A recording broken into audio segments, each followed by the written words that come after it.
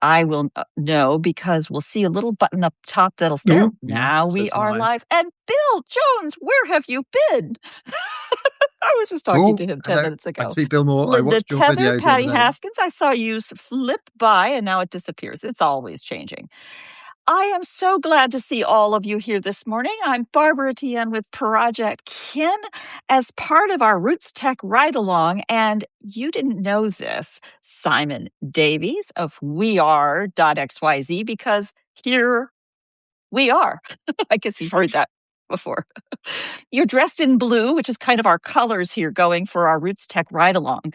And we do this little ride-along thing because a whole bunch of these people are all, well, the core, our online connection to this is Kyla Bayang, who is based in Houston, and Simon, and Bill Davies, Bill Moore, I'll get it right, is in New York, and they're both actually from Texas. So that's how I get the y'all Texas. thing. Yeah. Joining in, Jane Chapman, a big WeAre.xyz fan, of course. Hi, Jane. Quiet. Jane may not have had her coffee yet. She's coming in at before 7 a.m., I think, or maybe it is 7 a.m. Good morning. Is this Kristen growing our family tree? I struggled to Anne Larkham. You see, Anne. it is the fan club. I knew the Simon fan club would show up. It's so good to see all of you here. We're gathered here over our Roots Tech ride-along series with Simon Davies, because you don't know this, Simon, but WeAre.xyz is quietly mentioned all the time as how we are keeping our archives and keeping the details straight and what are we doing and where are we going. Because as you know, I personally, and I keep Projectkin, and by extension, my ride along, intensely, unabashedly platform independent. And honestly, I think, ironically, you probably agree with me on this whole point, because the point is that if we're looking at something for the long run for our family history, we have to be creating things in form factors and means that will extend in the very long run. And in a digital form, I personally believe that digital forms can be every bit as long-lived as paper forms, which also decay, of course. But we need to be very mindful about how we go about that. I see you recognizing all your friends there. No, I'm listening to you intently. I know you are. So tell me, how are you? What's going on with WeAre? And how are you looking at these kinds of longevity questions and helping people in their research? Well, the first thing I just have to say, cheers. It's wine o'clock here in London. And Tea time. let's just get that away. There we go. So it's interesting, the longevity one, because I often get asked, like, will you be here for the long term? Blah, blah. And ironically, it's like I see that as a far deeper question. Right. How do you preserve stuff, have it pass on? How do you pass it on when you have a situation where people aren't that interested, for the day when people are interested, or you may have people who are very interested like that? You have every eventuality, technology changes, mediums, etc. And I say our mission is to increase the probability, because there are no guarantees, right? And absolutely, every form factor under the sun. I love physical stuff. I have so much physical stuff stored away. In fact, it's more precious than digital in a way, because what's the Japanese word for something that sort of spirit of a thing? I can't remember. Mono no aware. And ironically, from a Japanese perspective, at least that term, there may very well be, there are actually, other words I can think of, but mono no aware comes from the period, imagine haiku and the days of the Fujiwara period, where you have a cherry blossom viewing. And part of what makes a cherry blossom viewing so compelling is not just that the cherries are pretty, big, big bushy trees that are all pink are very pretty. Yes, they're pretty. But what's so compelling about it is that you have these flowers that bloom for such a short moment. And you see them and they all come together in this short moment. It's about the temporal nature of beauty. Yeah. And that is like a completely different idea than pretty pink trees, right? So that is this mono no aware. Another word that comes to mind comes from, sorry, you didn't expect this. No, I didn't. Is from, well, I know you did, comes from the Japanese tea ceremony. And in a Japanese tea ceremony, it is in fact the moment that matters, not the tea. And it is the gathering of the people, the gathering of the time of year, the season, the occasion, the guests, and so on, that moment that brings everybody together. And you don't have a tea set where everybody drinks from the same tea set. Actually, you drink from the same cup. And the cup is chosen by the host, and the tea is prepared, and the cup is passed between the people sitting there to go through and share that moment together. And what you're doing is this genryon. I'm trying. I can't. The word escapes me for the moment, but it is about the conversation that will start around the cup, talking about what you notice in the cup. And it's that temporal nature, that moment in time. I think the physical objects capture something temporal. So Exactly. if you research some ancestors, I mean, especially the ones where you may even have photos, like my 1800s ones, where I just like know them individually. They're just, I can see them. I've got the photos. I've walked their land, their byways, etc. But if you have a thing of theirs, let's say it's a letter, or like my great grandfather, like the menu for some farmers get together where he was old and they were honouring him and da da da. Or his brother, my great great uncle. I've got the head of his it's an antler thing, head of his walking cane. He was a reverend, and it's just imagining them actually holding that. It's as close as you get. There's a bit of them coming out of it, and like the diaries, I've digitized them. And that obviously on my WeAre archive. In fact, I put them up on Ancestry and plagued anyone who's related to me. Said, "Get these downloaded. You're part of it too." But you actually hold the physical document. Yeah. And you imagine him writing it. It's just totally different. It's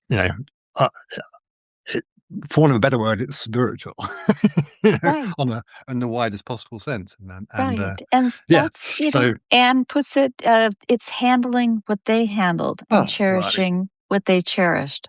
Anne is the Exactly. absolute advocate and guiding light in this. Absolutely. So, interestingly, I mean, she won't mind me saying that she's writing a book at the moment. And it just perfectly points out in its introduction how we're at this moment in time where everything's going so digital. Here's me with the proprietor of a digital archive thing, but we're going so digital that we're about to then not bothered to keep the stuff that we hand on in the box. We were losing it anyway. The shoebox full of stuff. Right. My dad's cousin was on the phone to me yesterday. She's 88. She hadn't, because I had my appendix out the other day. She hadn't heard him from a while, and she was a bit worried about me. And she said, "Oh, where are you? What are you?" And I said, "Oh, don't worry, I'm here." And she rang up, and we talked immediately. She's going on like, "You are going to have the grandfather clock, aren't you? You are going to have from this great grandfather's farm. It's actually a grandmother clock." And I'm super excited by that. Can you imagine having this old clock and the piano that they had? It's too much, And so, but that stuff gets lost every generation. She said, "My kids don't want it," partly because she says, we all live in smaller houses now. Property's expensive. We live in the middle of London. Her kids, where would they put a piano? And I just say yes, because I don't really have space for it either, but I sure as hell will find some way to That's how I got this table. Yeah, this desk. They're just I think a gift from my grandmother's father-in-law, to-be father-in-law to her when they got married, I think. But yeah, I was thinking for maybe even for societies, I wondered if you could come up with, these sort of storage companies like Yellow Box or whatever they're called, where you're moving and you go and store something, but it's very expensive. Usually it's on the outside of the city. What about a ancestral archiving storage thing that might be in the middle of who knows where, super, super cheap. But you're just like, I know I don't want to get rid of that stuff. I'll just put it in there, and it costs like $10 a month or something. I don't know. Someone would have to come up with the plan. But Yeah. if you could just say, "Oh, I don't want to have to think," you're putting me on the spot. I have to make a decision. I have to throw that stuff out or not. And if you could just say Actually, pause, you could call it pause, couldn't you? Call it family history pause, and you just like press pause. They come in, if, scoop all the if stuff up, store it if up. somebody is already in the storage business and figures out how to create a marketing campaign to target family historians, That'd be hello, brilliant. that's a business opportunity. Oh, Absolutely. amazing. I imagine if you scan them as they went in, so you were building a gallery and a library. Okay, Barbara, when are we going to do this? Guys, are you watching this? We need a team. Couple of entrepreneurs, you leave us alone, and pretty soon you get cooked up a business. I need it. You need it. We all need it. But you know what's interesting about that, that shoebox you talk about, those things that were passed down maybe from Britain, your chances are better of coming up with some 12th century BC objects. But when you look at these things, by and large, for most people today in the 21st century, the shoebox of things that we're receiving might be 200 years old. Maybe. They're not a lot older than that typically. And okay, you're better. You're different. You really do. And part of that is because you're in the same space. Out here in America, certainly, and I think Canada would certainly agree, but Australia, New Zealand probably as well. We had to move a long way to get here. So we left a lot behind. And then once we're here, even if we have hundreds of years here, an object is inherently an object. You have 6 children, not everybody gets that one object.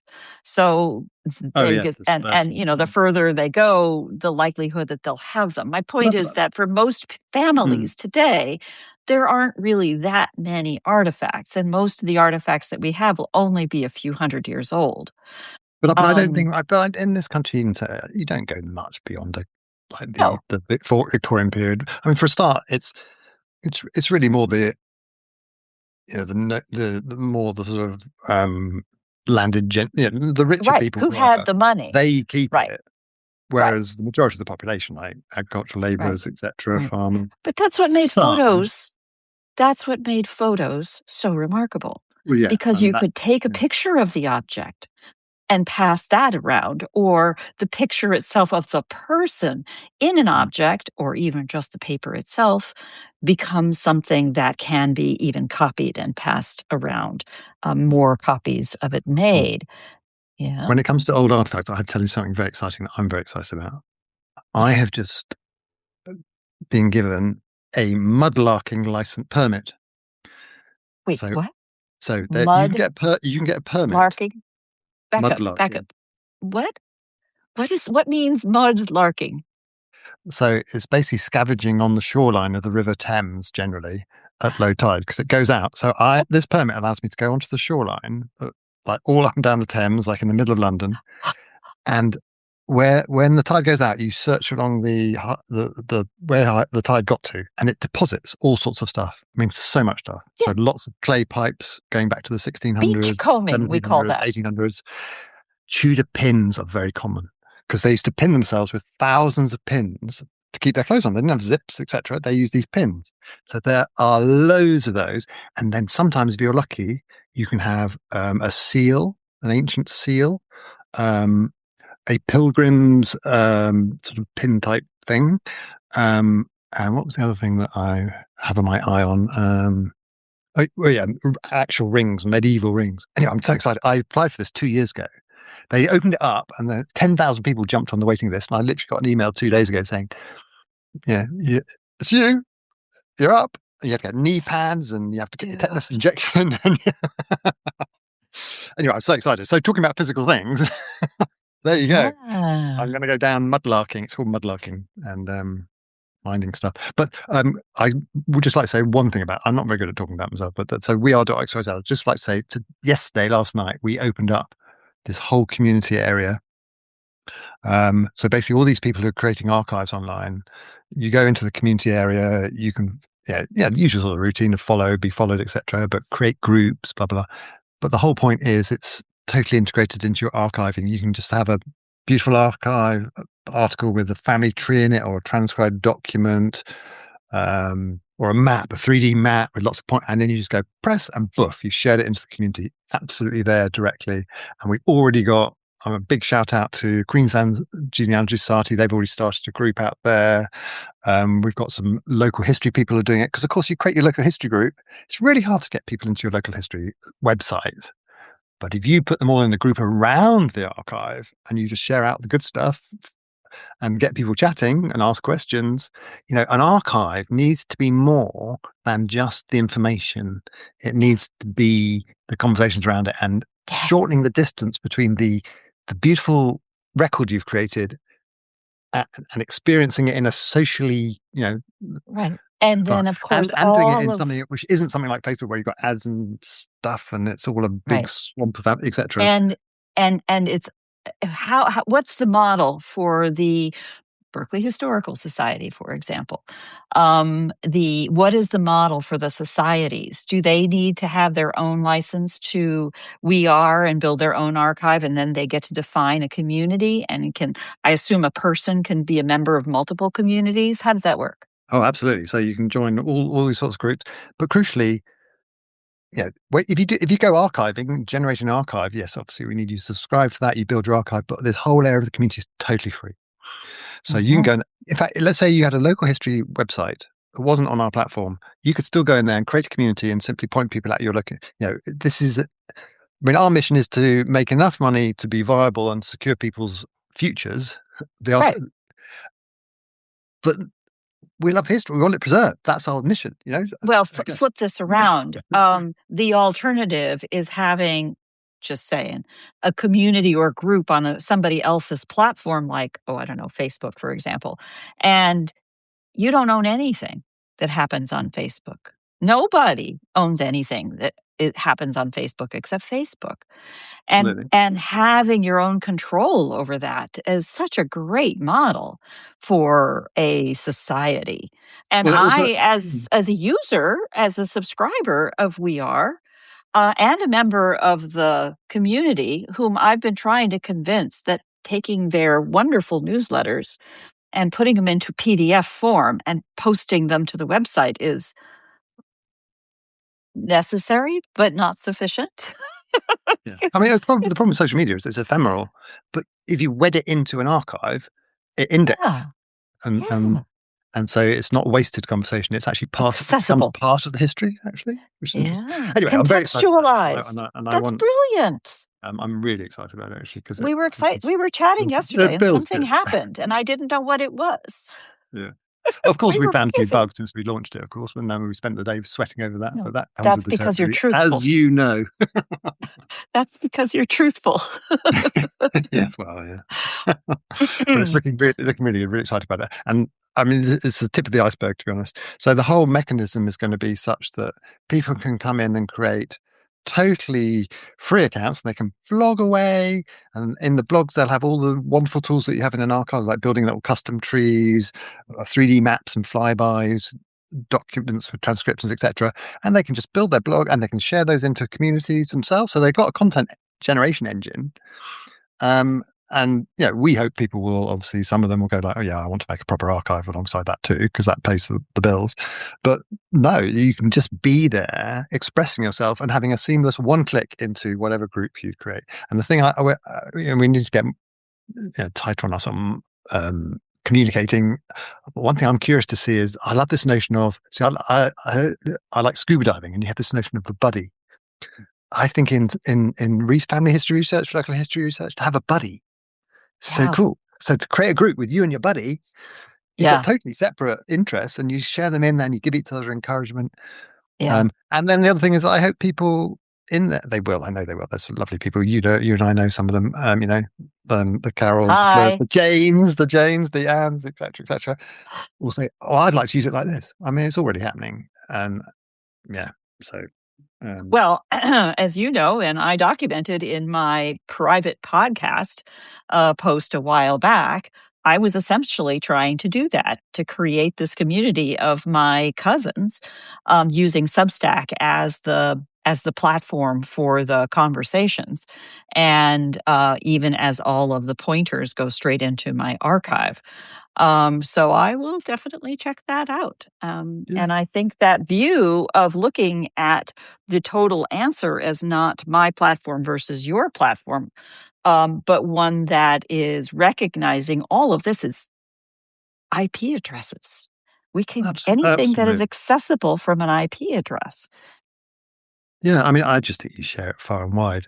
But the thing is, like, people are creating the primary stuff in weare.xyz. So the primary stuff is there. So basically, we're saying get that And out to structure. where in Yeah. structure, get that out to wherever it can stimulate and keep the whole thing alive. So Yeah. we're making a tight knit inner community, because that's obviously technically very facile and neat and works very well. But obviously, just take the post, go and stick it in Substack, go and stick it on wherever. It's the same with, as I was saying, with physical. It's like you just want it shared out there and people to experience it. And Yeah. I was I mean, trying to that is think the of game. who was it that was talking? Oh, Lori, who will be one of my, or Oh, was sorry, one I'm talking. conversation we had, a visit. Lori Olson White had a visit to the the U.S. Congress, and stories that she is going to be sharing about a project that she's been working on. And she was asking, how do I, do I need to be wearing gloves? Do I need to have all of these special things to be able to touch things in the library? And they're like, no, this is a library. It's meant to be used. It's meant to Mm. be touched. It's not a museum. And, Uh, back to the uh, earlier point about cherishing and mm. touching. I touched what they touched. I cherished what they cherished. Thank you, Anne. But you have to feel that fullness of being, as every cat knows. Yes, I see her. I love the tail was doing a great job there. It was, I it was know. just like wagging in from the side. It's a very confident cat. She knows what she's got me pinned. She waits for the show to come on, and then she paces back and forth in front of me. I have to tell you about time travel. Yes. Okay, so when I had my appendix out the other day, did I Which I mention didn't know about either. that? um, so I've had a few operations, and the thing that always fascinates me, I mean, because we're family historians and we're into history and stuff, so I know this is going to sound really bizarre, but hey, we're about having a nice, interesting chat. When you're on the anaesthetist table and you're sitting there and you're talking to them, and they're always very interesting people, I find, the Oh, anaesthetist yeah. and her assistant, who talked to me before, so I'd sort of start to get to know them.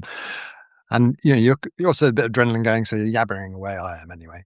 And I was like, okay, so do you realize that when you go in for an operation, you go under anesthetic, it's just like the film Contact? So did you ever see the film Contact with Jodie Foster?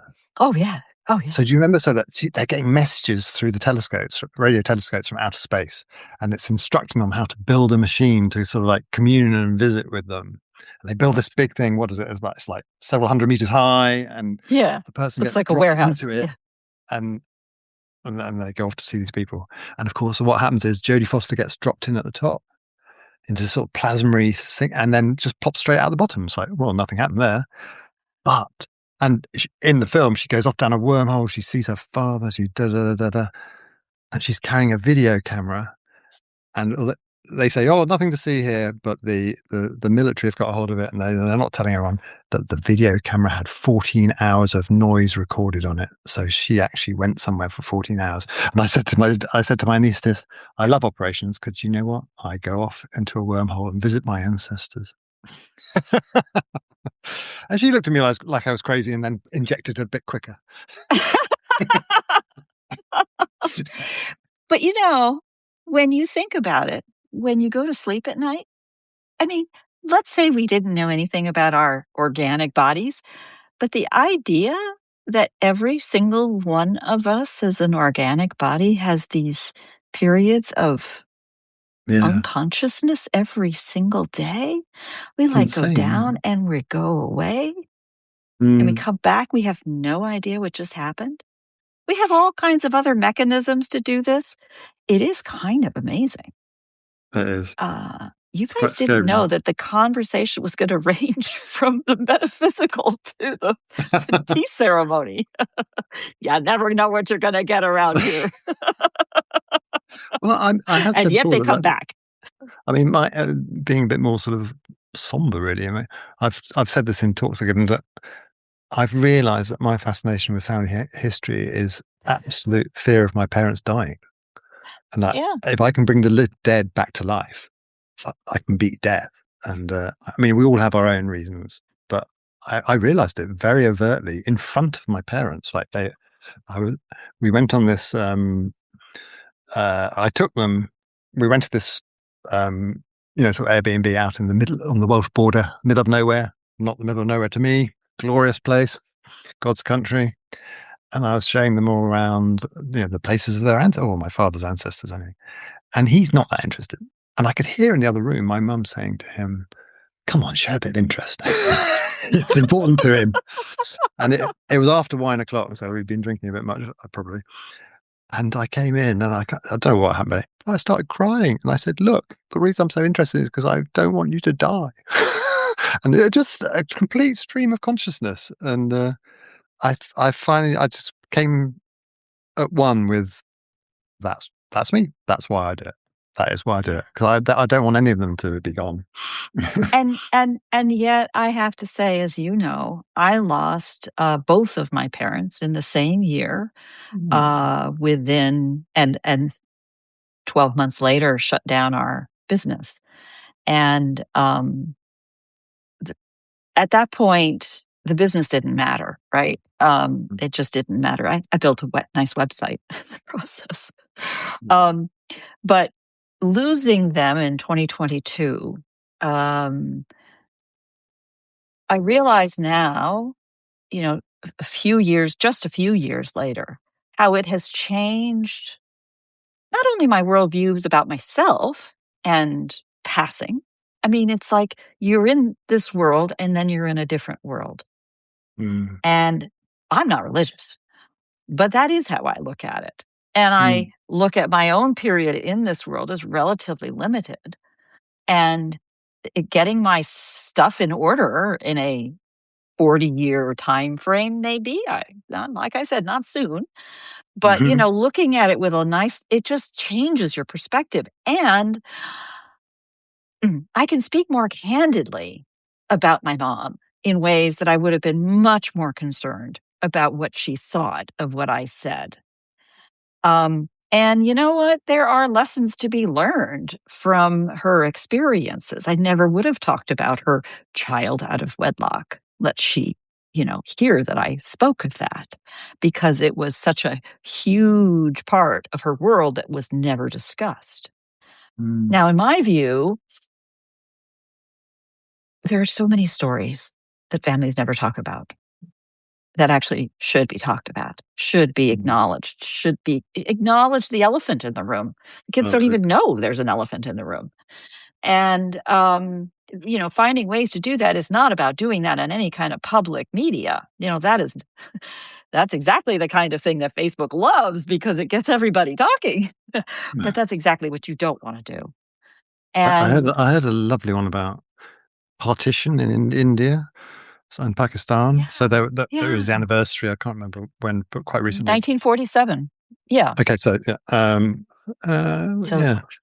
What was it? Anyway? It was featuring, and what it was about was how. Oh, it was about the fact that grandchildren of the people who experienced partition, like their parents never said anything to them. It's just such a cataclysmic shock.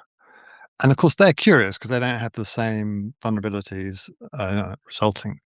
And so you had this young couple who were lovely young couple in their 20s. One was Muslim and one was Hindu, right? So from both sides and of the divide, brilliant, obviously.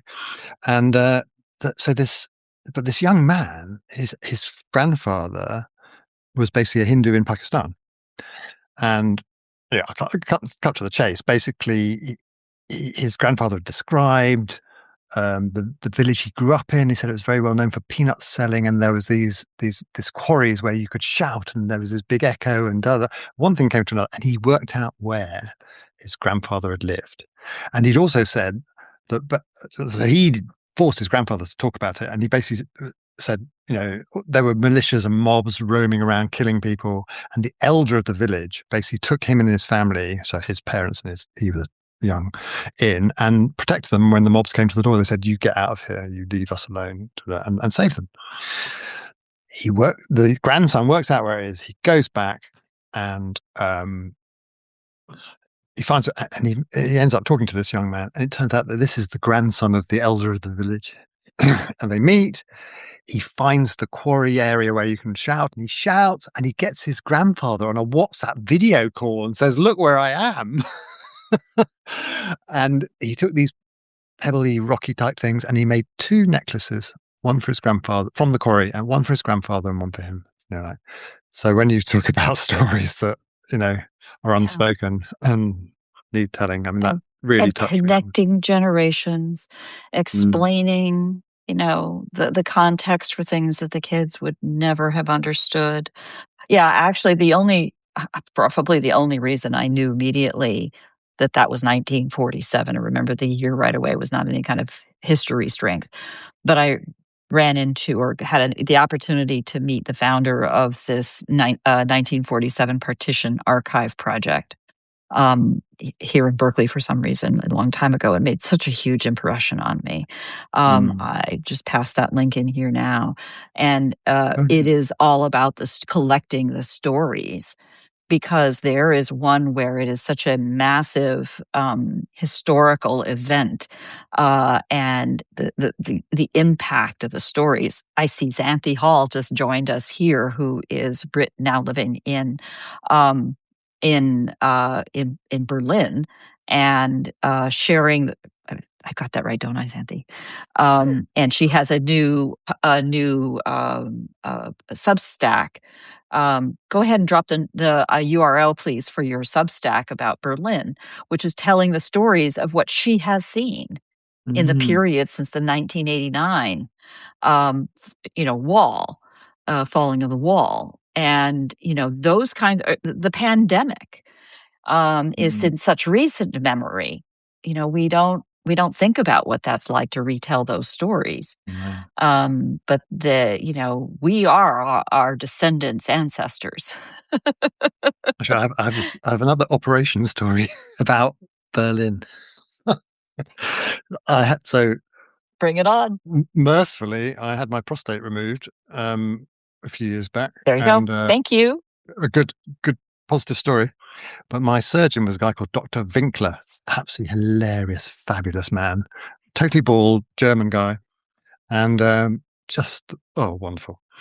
And when I was being seen before going in, I made sure I had a copy of a book called Germania, which is about the history of Germany going back to like pre-Roman times, because I wanted him to like connect with me. Because when he's operating on me, like that's not just the dumb body, that's the guy who reads Germania. And he said, "Oh, my wife's reading that."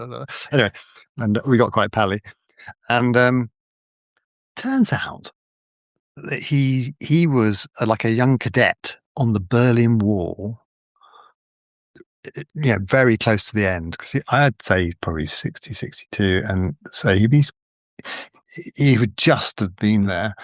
And he said, amazingly, he'd met a fellow medic, surgeon type British, and they'd both worked out they'd been on opposite sides of the Berlin Wall when there'd been an emergency, like the klaxon got off and somebody was running across it and bullets were firing and everything. And I was just like, this is amazing. And he is actually writing an autobiography. He was a deeply interesting guy, which is just as well after he'd rummaged around in my guts. I would hate to have been rummaged around in by somebody dull. Nothing dull happening here. Nothing dull happening here. He's my hero. Anyway, that's my. I managed to get the threads of operation and family history, and you got a nice callback there. Well done. Well done. So I do try to keep these calls short, and you and I both know, because we've done it, these calls could go for 2 hours. But I do want to keep it short. I also appreciate that it's late for you. We have a lively crowd here. Thank you so much for taking the time to join us. All of this will appear as a recording, and we're going to keep the conversation going. You will send me a link of something that is explaining what you're doing here with the community, so I can include it in the notes yeah. in a very platform independent kind of way. I'll have you know. Absolutely. Absolutely.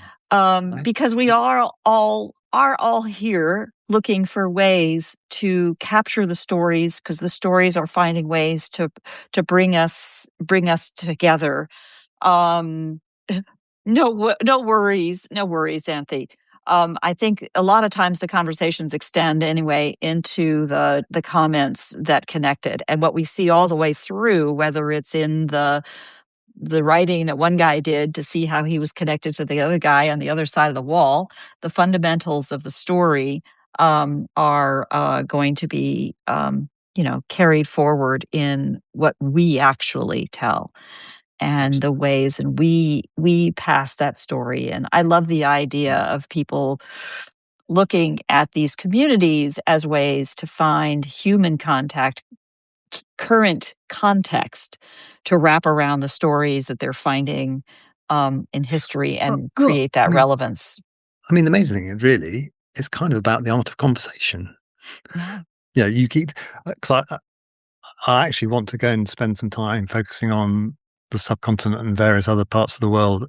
Not immediately, we've got work to do, but to capture oral histories, like to find a way to capture oral histories, because that is the art of conversation.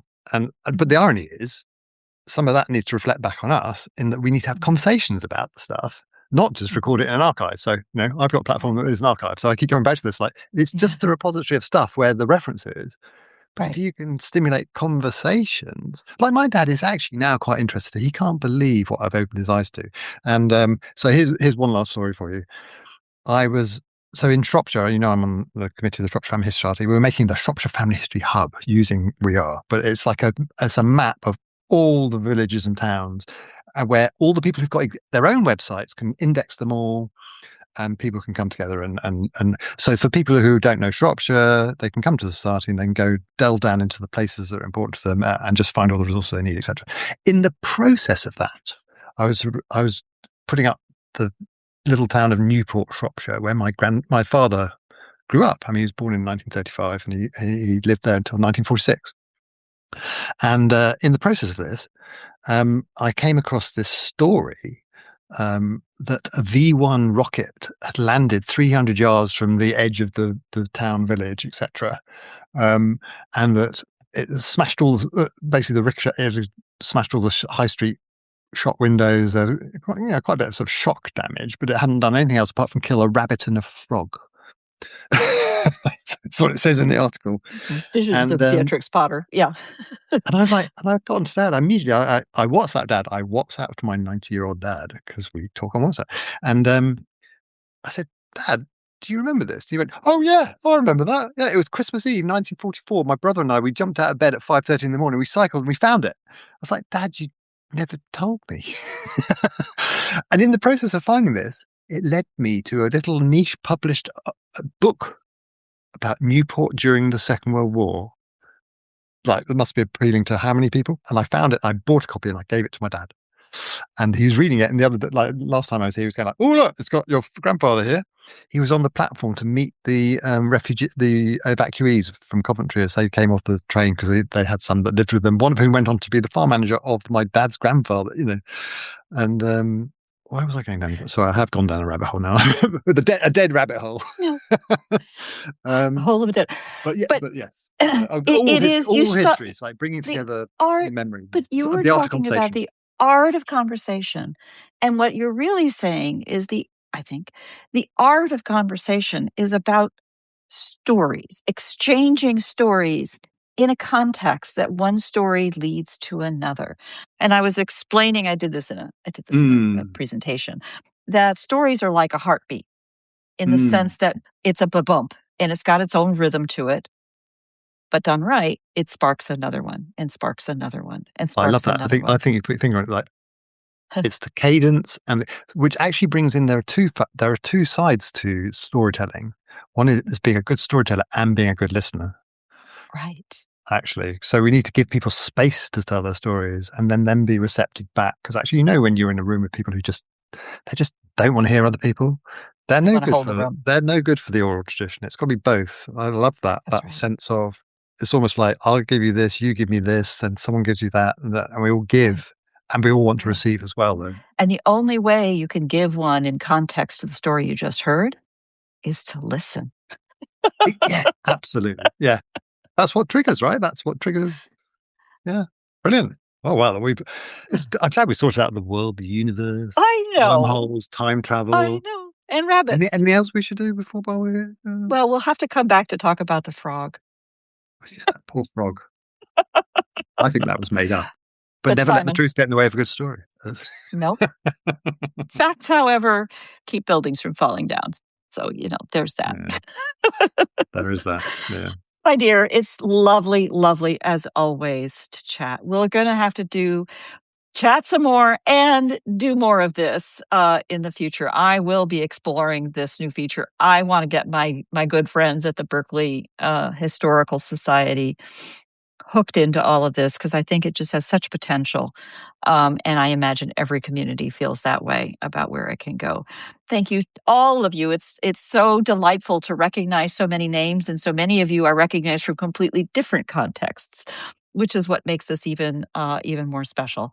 And all of you who are riding along with me online to Roots Tech, come on down. We're paying attention to everything that's being recorded. And who said it had to all happen in one 3-day period? It's just happening and it's getting recorded, and we'll be following it like all of history over time.